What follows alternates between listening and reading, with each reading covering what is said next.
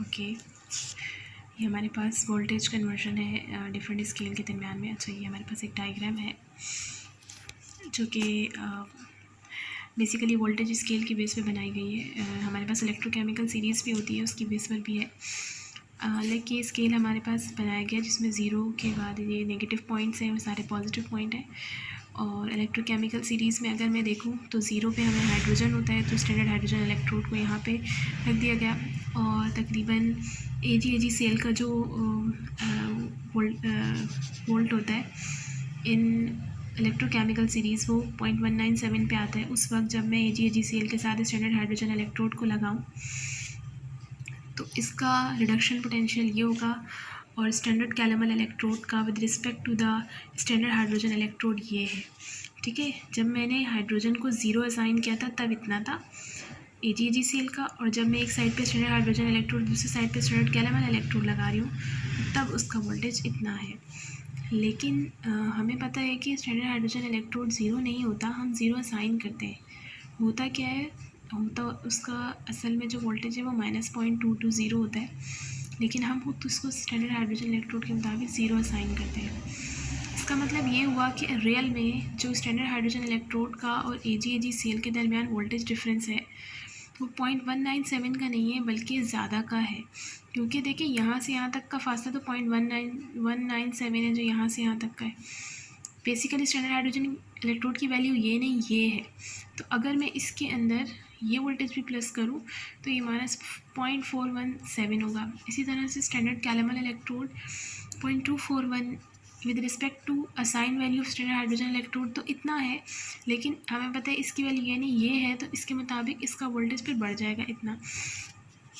इस तरह से मैं कोई भी वैल्यू, लेट्स सपोज इन्होंने एक पॉइंट बी ले लिया, उस पॉइंट बी के लिए यहाँ से यहाँ तक का जो वोल्टेज एक डिफरेंस है ये है 0.230 से 0.197 का जो डिफरेंस है वो 0.033 है, और यहाँ से यहाँ तक का जो डिफरेंस है वो 0.011 है। ये जस्ट ऐसे ही एक डायग्राम है जो कि आपको एक आइडिया दे रही है, रफ़ आइडिया दे रही है। ठीक है, बाकी इसका जो क्वेश्चंस होते हैं वो इस तरह से आते हैं। देखिए आपके पास लिखा हुआ है कि क्वेश्चन है, इसके बहुत सारे पार्ट हैं। कह रहे हैं हमारे पास इसमें कह रहे हैं AgAg Cl है, कैलेमल इलेक्ट्रोड और स्टैंडर्ड हाइड्रोजन इलेक्ट्रोड है। तीन ही इलेक्ट्रोड अभी तक हमने पढ़े हैं, इन्हीं के दरमियान कन्वर्जन आ सकती है। ठीक है, इन्होंने कहा अगर स्टैंडर्ड हाइड्रोजन इलेक्ट्रोड के साथ वोल्टेज इतना था तो फिर AgAg Cl के साथ वोल्टेज कितना होगा।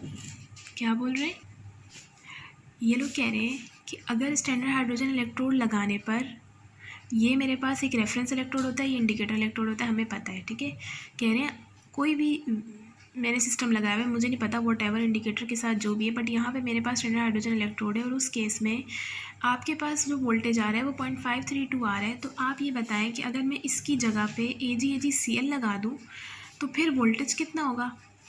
अब हमें पता है कि ये टोटल वोल्टेज है जो कि किससे बना होगा, वर्किंग माइनस रेफरेंस से, ऐसे ही होता है। ठीक है, वर्किंग क्या है, अच्छा रेफरेंस तो आपके पास ज़ीरो है, स्टैंडर्ड हाइड्रोजन इलेक्ट्रोड को हम ज़ीरो कंसीडर करते हैं ना। मैंने जब यहाँ पे दो वैल्यूज़ बताई थी, एक असाइंड वैल्यू थी वो 0 थी, हम यहाँ पे वही रखेंगे।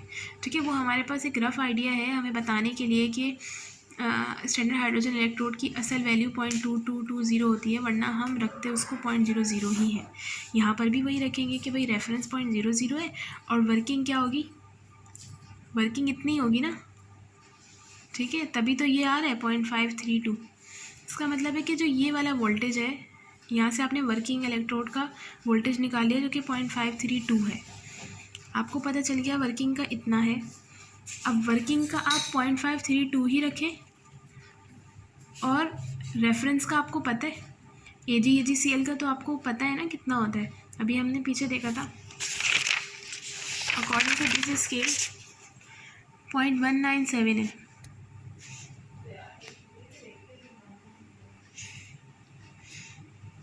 .197 है। ठीक है, आपने रखा इसको 0.197, और वापस से आप E working minus E reference. ठीक है, तो वर्किंग में से जब आप रेफरेंस निकालेंगे तो आपके पास इसका आंसर आ जाएगा। ठीक है, तो इस तरह से निकालना है आपको। या तो हो सकता है कि आपको डायग्राम दे दी जाए, उससे आप AgAgCl की वैल्यू निकालें, या फिर आपको स्पेक्ट्रोकेमिकल सीरीज़ अगर दी जाती है तब भी आप उससे जो है AgAgCl की वैल्यू वो पता कर सकते हैं, ठीक है। या आप 3 की याद कर लें, एक मरकरी क्लोराइड की होती है, एक ये होती है, और एक स्टैंडर्ड हाइड्रोजन इलेक्ट्रोड की तो होती 0 है, ठीक है। तो 2 तरीके से हो सकता है। अब यहाँ पे इन्होंने उल्टा पूछ लिया कि AgAgCl के वर्सेस तो वो इतना है, यानी कि अगर आपने AgAgCl लगाया है तो जो टोटल आ रहा है वो -0.11 आ रहा है। आपको पता चल गया कि आपको रेफरेंस का भी मालूम है, टोटल भी मालूम है, आपको वर्किंग मालूम करना है। तो E = E working minus E reference. Reference आपके पास क्या है, Ag/AgCl। अभी हमने देखा था इसका स्टैंडर्ड कंडीशन पे जो पोटेंशियल होता है वो 0.197 होता है, ठीक है। तो ये आपके पास अगर टोटल आया है, वर्किंग का आपको मालूम करना है ना, और रेफरेंस आपके पास क्या है 0.197, और ये भी आपको पता है -0.11, ये माइनस यहाँ जाके प्लस हो जाएगा 0.197 = वर्किंग। यहाँ से आपको वर्किंग पता चल गई, वर्किंग का। अब आपने क्या करना है, अगर वो इसके लिए इतना है तो स्टैंडर्ड हाइड्रोजन इलेक्ट्रोड के लिए कितना होगा। स्टैंडर्ड हाइड्रोजन इलेक्ट्रोड तो आपको पता है ना 0 होता है। अब आपको होगा जो वोल्टेज है वो इसी का ही है, और यही वोल्टेज फिर आगे यहाँ पे शो होगा। इसका मतलब है कि जो ये इसका आंसर आया ना आपके पास, वही इसका होगा। कैसे, आपको तो टोटल मालूम करना है ना, टोटल कैसे आएगा, E working minus E reference. E working reference तो 0 है ना, तो जो E वर्किंग है वही टोटल वॉल्यूम होगा, और जो आपका ये आंसर आएगा वही आपका ये आंसर होगा, ठीक है। तो आपने ये इन्होंने यहाँ पे क्वेश्चन मार्क डाला हुआ है ना, इसका आंसर आपको पता चल गया। इस तरह से होगा ये।